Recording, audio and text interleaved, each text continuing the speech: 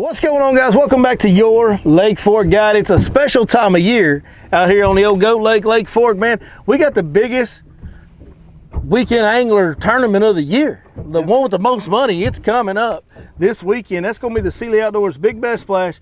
And so today I want to take you guys out on the water and show you guys a few different areas and kind of explain to you how to fish those areas and basically give you guys the ultimate guide and preview and tips and tactics and tricks and all that for the Sealy Outdoors Big Bass Splash. And oh yeah, not only am I going to be giving you my tips, I brought this guy, fellow Lake Fork guide Cody Mays. Can't recommend this gentleman enough. This is a great dude, and the sucker has got a golden horseshoe stuck right up his rear end when it comes to catching fish. He's not any good at fishing. He just always catches them. Well, like I always said in the oil field, those that can't teach. So hey, I'm the guy. Whatever it is, the dude stays around fish. So listen to what he has to say. We're going to help you out as much as we can. Y'all stay tuned.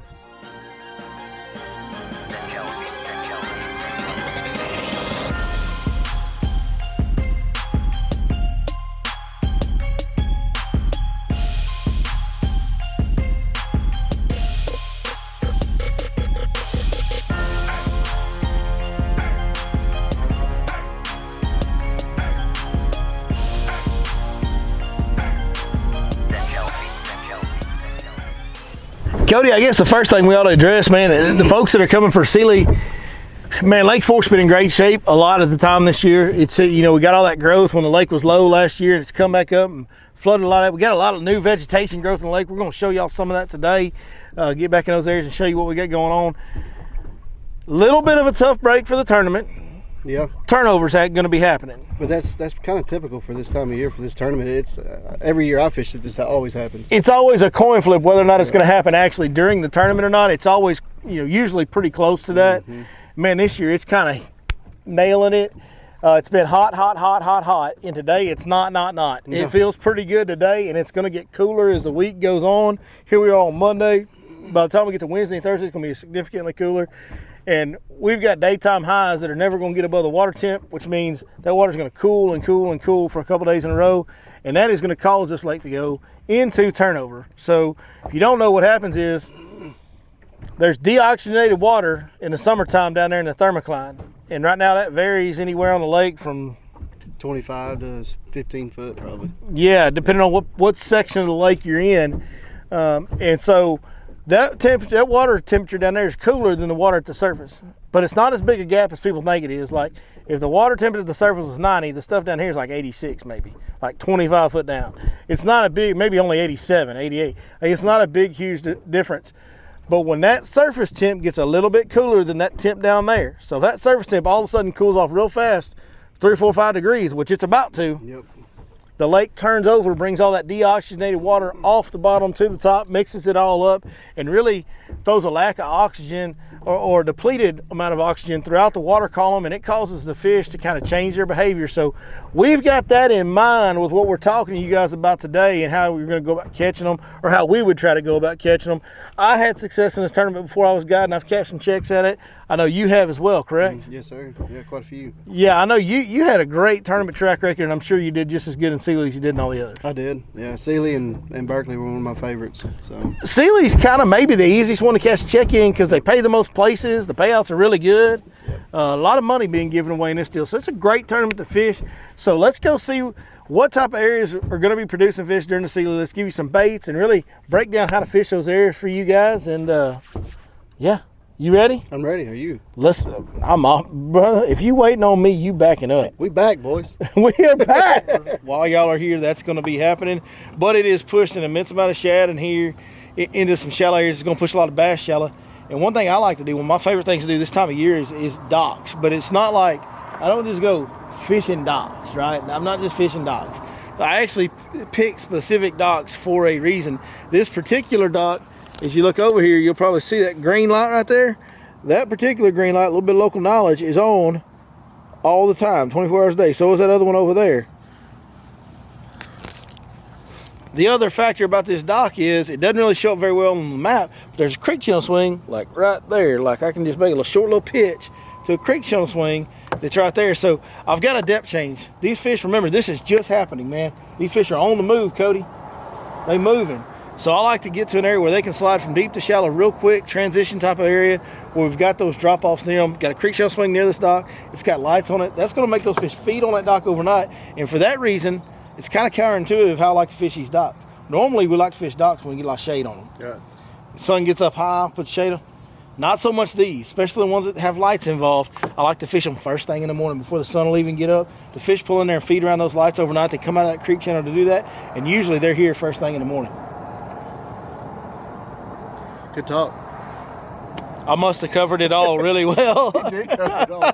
But this is one of the best areas. Like, one of the best things you can do is find you a couple of docks that have creek channel swings near them. And even if they don't have lights, I found if you find the docks that have the depth changes near them, okay, you can fish those first thing in the morning. And what I like to fish them with mainly right now, probably a drop shot with, and I like to use a grande bass rattlesnake, like a ringworm, a little bit fatter, you know, it's kind of a Texas size drop shot worm, a little bit bigger, fatter worm, or even just a regular zoom trick worm can work as well on a drop shot this time of year. But drop shot, shaky head, or light Texas rig, pick those docks apart, fish them real slow and methodical. Sometimes on a dock like this, first thing in the morning, you might catch 6 or 8 fish easily on a dock like that. Right. And you ain't got to just go after lights, you know, docks with lights, brush piles as well. If you got a dock with a bunch of brush piles, hit that thing too. Brushed up docks help too. And I think the main thing is, you know, there's so much cover in Lake Fork. You got all these docks. I mean, just here in this cove alone, I don't know how many docks there is, but there's probably 50 of them in here. And this one little old cove we're in. And the reality is they're not all going to be good. These fish have an unlimited amount of cover. There's flooded cover all along the bank. So I really like to pay attention. For me, it's about the structure. The thing, you know, the bottom contour changes on the bottom. This one has the creek channel swing. I've got another set of docks that just has a straight drop off on it. It's not a creek channel swing or anything. It just comes out flat and then drops off. Your spot lock is losing its mind up here. Well, there's no wind. There's no wind. They're stupid when there's no wind. They don't know what to do. His car ran real good. Your controller motor's literally over there saying the car ran real good. Yeah. So there you go, folks. That's our first stop of the day. Sealy Outdoors. You want to know what to do. We're trying to help you prepare today. Find docks with elevation changes, structure near them or even underneath them is even better. And man, you can get right real early and go get you a couple. And these are type of areas where you can catch that 2-pounder. Yeah. That 15 7/8, you know, that one that's going to get you a check. Those show up in these type of areas. Second tactic that you guys can pursue for the Sealy tournament is going to be just shallow water fishing, man. Back of creek, you know, one thing we got going on in Fork right now, grass. Like we're way back in the back corner of a creek right now. As you guys can see right there, there's plenty of grass floating around back in some of these areas. If you get in the right one, I mean, there's tons and tons of grass in some of these creeks right now, Cody. A lot of it. A lot more than I've seen in years. Yeah, and I don't think people fully realize how much grass is in the lake, and it's not. I'm sure some of you know where we are right now. I'm not going to say because I ain't trying to load this whole creek up all at once for the tournament. But you don't need to go to this creek. It's not just this creek. It's the one next to it and the one next to that and the next one down from that and the next one down. They've all, like a lot of them, have this grass in the back of the creeks, doesn't it? Yep, every one of them does. Thick. Yeah, lots and lots of grass. And if there's not grass, there's flooded vegetation for sure. But most of them have a lot of this underwater aquatic vegetation. This is a mixture of hydrilla and coontail in this one, which is what it is in most of them. In fact, I think Birch Creek's a big old creek. I think you can go in almost any pocket. Most of the pockets in Birch have grass in them somewhere. Yeah, almost all of them. And the back of the creek does. It looks just like this. I mean, it's a lot of vegetation in the lake. That is one thing you can do. Here's the beauty part about these fish back here. These are residential fish. Yep. Now, there's new fish. There's new bait that showed up in here because we've had a lot of gizzard shad and mature shad that have lived in the back of this creek all summer. But now there's all that brand new thumbnail shad and little minnows and stuff. All that has showed up back here. And I mean, everywhere you troll back here, like there's bait fish rings that probably aren't showing up on the camera. There's some right there. There's some right there. There's some right there. Some just went right here. I mean, there's pods of bait. There's literally bait everywhere you look in these areas. So the fall transition, the summer to fall transition has begun. Yep. The turnover has kicked in. The bait fish are pushing into the creeks. The further back in the creek you go, it seems like the more bait you find. And there's new bait, because I know we've been fishing this over the summer a lot. I know I sure have, and I think you have too. Mm-hmm. There's a lot of new life back here. So what you got is residential fish, and now there's new fish coming in here with them. Yep, definitely pulling in. It's kind of like in the spring when all the fish kind of disappeared offshore. Yeah. It's already happened out there. Yeah. So there's hardly nothing out there's there. Not much out there. There's very few areas offshore to catch them. As far as how to catch them in here, my personal favorite this time of year, because there's so much of an overabundance of those little bitty bait fish, I like to throw a little bitty 1/4 ounce spinnerbait with a little bitty willow blade in a white color. The Sandtone 1/4 ounce Got 5 with a small swivel blade you can find is my favorite. Cody, what's a bait you like to throw in this situation? Well, obviously, I want to be throwing a topwater of some sort, like a rivet, a frog, or a small swim bait, or a swim jig. A little swim, cut the skirt down on the swim jig, trim it up, smaller trailer, one thing about it back here, man, a frog is, you kind of get in some of these areas, there's not much you can throw other than a weedless swim bait and a frog. Yep. There's not a lot else you can throw back here because the grass is so thick. So it kind of limits what you can throw. And for that reason and that reason alone, a frog can be effective. But also, man, a frog's a good way to catch a big old fish now. It is. And a good healthy under, too. Yeah, you will catch some short fish that are thick. But god dang, dude, I mean, I've caught some giants on frogs. Yep. And you will catch more. I think you'll catch healthier fish back here than you would anywhere else in this grass, in my opinion, in the tournaments that I've done. Well, I think those are probably some of those residential fish that have just lived here all summer, fed up on the gizzard shad population that lives shallow year round, which does exist on this lake. It's really overlooked in the summer how effective you can be fishing very, very shallow in the very, very back of a creek. So good area to try out, man. These areas are awesome. Another good option for you guys at this tournament. All right, and the third and last way that I personally would recommend fishing in the Sealy Oldest Tournament, you can still fish offshore. There's always offshore fish at Lake Fork. There's always, just like there's always shallow fish, Cody, there's always offshore fish on Lake Fork. Even when you think they're all spawning, there's some out there on the main lake somewhere. And my suggestion to you guys right now with summer to fall transition turnover, we said it over and over again in this video, that brings a lot of changes to these fish and moves them around. And one thing I know, there's a lot of things changing, fish moving around a lot. I want to fish an offshore structure where the fish have the ability to move vertically without having to move very far horizontally. So I'm going to look for the stuff that has really steep drop off. I'm going to show you an example of one of them right here. This is a road bed that runs across the crest of a point. It really spikes up in this one little stretch, and you can even kind of see on the side imaging some broken gravel and stuff on that. But that's just a good example of that drop off. Now, that's a road bed on top of a crest of a point right there, Cody, but it could be an underwater bridge. It's going to have obviously a vertical, feature to that structure where they can move up and down on the side of an old bridge, right? An old bridge would be great. Old underwater bridge, yeah, for sure. Most of these pockets out here, are brew ponds, so you have all those steep pond dams on those pockets. We've got a lot of pond dams in the lake, and so it can be any of these. And there are some things, like there's some mounds pushed up on the side of bridges that have steep drop offs. As long as you can find you a steep drop off, I think that's going to increase your percentages. The one we just showed you is one that, for me, had the best school of fish I found all summer was on that particular spot that we just showed you on the graph there. And there's still been fish on it here real lately. Recently, there's been fish on it. Now, with everything going on turnover, I'm not going to guarantee you those fish will still be there come Saturday or Friday when the tournament starts, but they could be. And if you want to look offshore, my suggestion to you would be the very, very steepest vertical drops that you can find. I agree 100%. Yeah, absolutely. How are we fishing this? I still think drop shot to me. And I'm not a drop shot guy. I'm anti-drop shot as anybody can be. I think this time of year, when you get to that summer to fall transition and the bite starts getting tough, man, that's the #1 time of year for me to throw a drop shot. Yeah, drop shot and a finesse shaky head, a smaller I like 1/4 ounce 3/8 shaky head, yeah. I like it. And if you're just bound and determined to only go for one, I'm okay with taking a 10-inch ribbon tail worm and getting after it too. Yeah, absolutely. Cody, we're sitting here trying to tell these people how, trying to help these people with information. And there's a couple other ways that we go about getting people information. And one of them is going to be the Fish Life app. The Life is spelled with a Y, L-Y-F-E. It's linked in the description. But the Fish Life app is a collection of waypoints that get updated every month.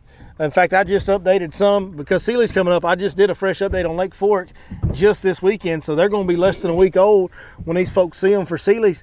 The latest and greatest information you can get. I know you actually, before we were working together, you used the app some as well. I did. Yeah, no, it's a big help, especially like when you're working a 9-to-5 job Monday through Friday and you're not, can't pre-fish like everybody else, may can. So yeah, you download that app and man, it'll help you, give you a lot of information, help you break down the lake and what the patterns are. Well, let me ask you this, how current and accurate was the information when you were using it? It was very current. I mean, it was always changing. It seemed like about every week to 2 weeks, I would say. But it was very accurate. I always caught fish on those spots. Use the baits that you talked about using, but also use the baits that you're comfortable with. And you can expand on it. Like, we encourage people to do that. Like, what it's designed to do is it's going to give you 20 of the best areas on the lake that are holding fish and the type of area that is. And there's nothing wrong with expanding on that pattern and flexing out and using some of your own baits and techniques that maybe we didn't suggest that you're more comfortable with. And also, duplicating the pattern. Now that's something you've talked about, where you do like to duplicate the pattern off those spots, right? Yeah, for sure. I mean, like I said, it helps you break down the lake and kind of see what the patterns are, so you can duplicate it. Yeah, and you may know some area that's like, man, this sets up exactly like this spot that's on this app. Let's go check. And Lake Fork's very much a pattern lake, so that can be very effective. Yeah, very, very effective. And then the other way, and kind of a new way that we've got to help people out, is our consultations, man. So our consultations, what we do is we get you on a Zoom meeting, and we actually share our computer screen with you, and we pull up Navionics web app where you can see the contour lines in Lake Fork, or we can do this on other lakes. Like, you want us to help you on your lake. Let's say you're at, I don't know, Lake whatchamacallit in who knows Nothingville, Arkansas, and you want us to take a look at that lake and see how we would fish it on a map study basis. We're happy to do that. But most of our consultations are for Lake Fork, and we pull up the Navionics app and we look at that, look at contour lines. We pull up a Google Earth image and look at that, and especially a lot of the Google Earth images we can get now with low water, we can really see some detailed things about shallow water areas in that situation. But we use those two tools and share our screen, and it's as close to a guide trip as you can get on the consultations. Like, you got a full-time guide sitting there, and he's explaining to you, here's the area, here's exactly how I fish it. I can even show you where I set my boat up and where I cast to. Like, we can go way in depth on those consultations. You can find information on how to book those at yourlakeforkguide.com, or you can just call or text 903-519-1542. I almost forgot the number, but I didn't. I got it right, so we're good. The rates for the consultations are $100 for 30 minutes, $200 for an hour. The rates on the Fish Life app, $20 for every 30 days, automatically renews if you don't cancel. But if you're only going to be here for tournament, you can get the app and then cancel it. Yep. You can't go wrong with either one. Either one. So, that's how the pros, pros actually break down their lakes before they go. If they've never been there, that's exactly how they get do on it. map study. Yep. And now this consultation deal is a chance for you to get, we're not tournament pros, but we make our living fishing. We do it every day, and we can get on the map and break it down with you. Yeah. It'll also show you how to do it in the future too. Absolutely. So, yeah. It's all about learning opportunities and helping each other catch more and bigger fish. It's everything that we offer here at Your Lake Fork Guide. That's what it's designed to do. And we've tried to come up with a lot of good ways to do it. I think we've done a pretty good job. I do too. We're proud of it. Very. Hopefully it helps y'all. Cody, that's it, man. Show the folks 3 different areas that they can go to and fish, 3 different ways to fish. So hopefully any of y'all out there, this should all suit your style. Is there anything that we missed that you want to add? No, not really. I mean, I think we did a pretty good cover for everybody on everything, other than just, watch out and be safe. Yeah, navigation on Lake Fork. Yeah, make sure you're around the buoys. Get you a boat lane chip. I'm not trying to sell you on that and tell you to buy mine. There's several of them out there. We've got one that we offer for sale at Lake Fork Marina or on our website, and then there's a couple others that are up there for sale at Lake Fork Marina as well. But if you don't know Lake Fork, definitely get you one of those boat lane chips. And when you're running those lanes that aren't marked with buoys, first couple times, man, slow down, take it easy. This lake, we're about 2 foot low. It's kind of 2 foot low is a real kind of sketchy level, because there's a lot of stuff right at the surface that you can't see at 2 foot low. And so it's a level you need to be very, very careful at this water level right now. Yeah, and with the storms coming in, with the rain, you may have floaters too, so just stay vigilant and just look out. It's always important to be careful at Sealy. Just if nothing else, there's so much boat traffic, man. It can get a little dicey out there at times.